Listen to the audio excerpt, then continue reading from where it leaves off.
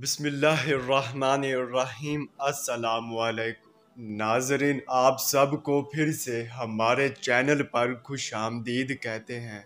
नाज़रीन, आज हम ख्वाब में दूरबीन देखना, दूरबीन से चांद देखना और दूरबीन से औरत ताकने के हवाले से ताबीरें बताएंगे। उससे पहले अगर आप अपने मजीद आने वाले ख्वाबों की ताबीरें जानना चाहते हैं तो हमारे चैनल ऑनलाइन इल्म को सब्सक्राइब कर दें ताकि आपको हर आने वाले ख्वाब की ताबीरें सबसे पहले मिल सके। चलिए अब चलते हैं ख्वाब की तरफ। नाजरीन, अगर ख्वाब में दूरबीन देखी है तो इस ख्वाब की ये ताबीर होगी कि दूर दराज का सफ़र दरपेश होगा और नफ़ा कमोबेश होगा। और अगर दूरबीन से चांद देखा है तो सफ़र दराज से नफ़ा पाएंगे और औरत खूबसूरत माजबीन मिलेगी। और अगर दूरबीन से औरत ताकना देखा है तो कामयाबी और कामरानी से मामूर घर आएंगे